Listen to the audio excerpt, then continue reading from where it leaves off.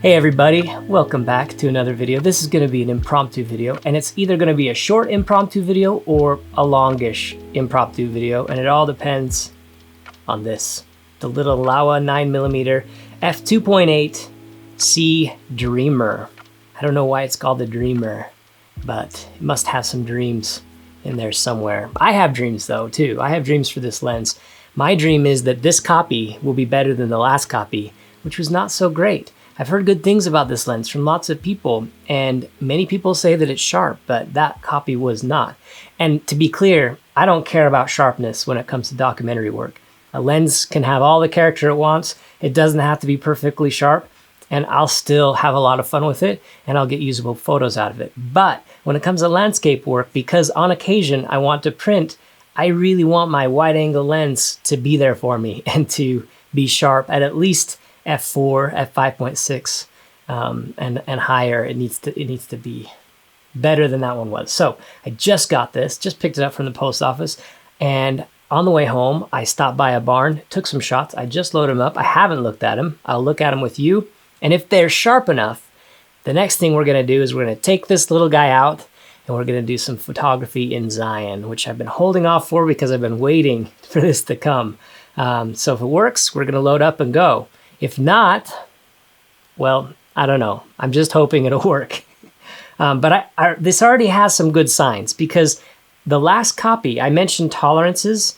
That just means that some lenses they're more careful. I guess that a manufacturer is more careful with how much of the itty bitty millimeters they allow things to be off. So if something's just a little off kilter, if one little element is not aligned just right, and it still passes through their quality assurance, and somebody gets their hands on it, well, that's an indication that that manufacturer has low tolerances, and that's a bad sign. On the other hand, if they have low tolerances and you get a bad copy, you can keep trying and send it back if it's B&H or someone with a good return policy until you get a good copy, which is what I'm trying to do here. But this one, there's a good sign that it could be better, because already the lens hood is tighter than the other one I had. It has more friction, and the other one just it was pretty loose. So that's a good sign. It also goes on the camera a little smoother. On my last video, as I was showing you, putting on the X Pro 3 was really difficult, and that made some people uncomfortable getting it on and off because of the amount of force required. This one doesn't require that same amount of force. So those are all good signs, but none of that matters if the image quality sucks. So let's look at that right now. Here we are at f2.8. I'm not expecting this to be perfect, and it doesn't need to be, because I don't shoot landscape at 2.8. I don't know if you guys do, but I don't. And this in the center looks great. Looks completely acceptable, sharp as a tack.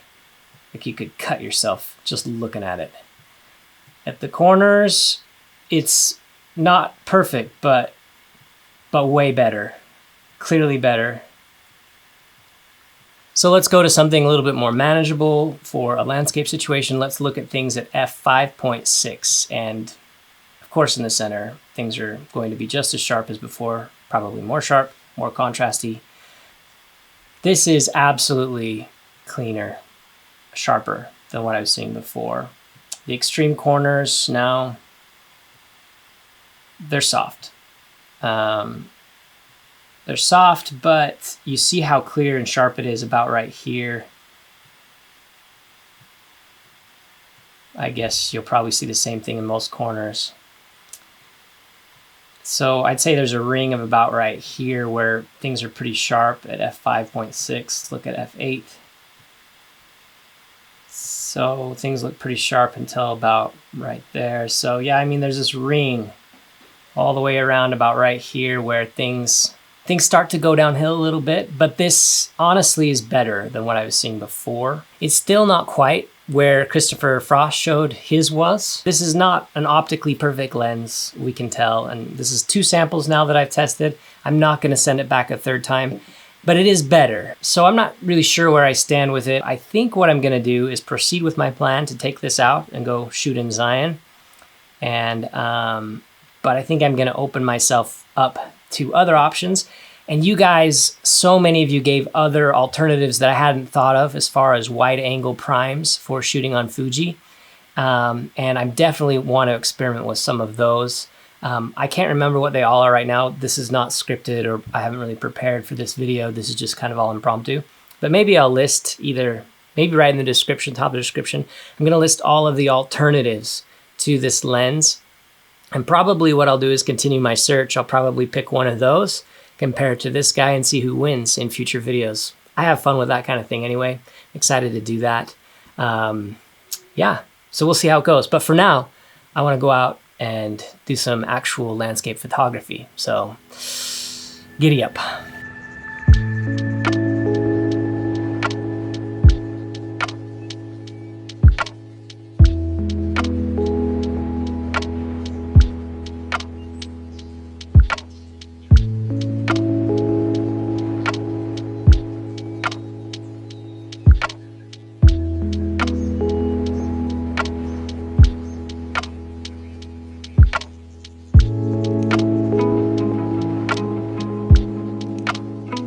For handheld photography documenting a journey, the Laowa 9mm does its job well. Corner-to-corner sharpness is not usually a requirement in these situations, but having the flexibility of an ultra-wide, close-focusing, small and fun-to-use lens is. Lay down. Lay down. He's got something in this foot right here. I know. Lay on your back. Lay down. Roll over. Oh, yep, I found it. Oh, that's a bad one.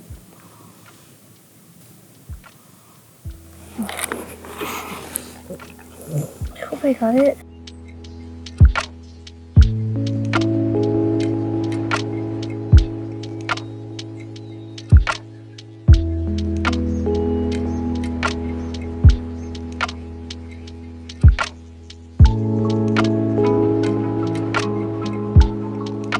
After nearly an hour of hiking, we arrived at the slot canyon we were after.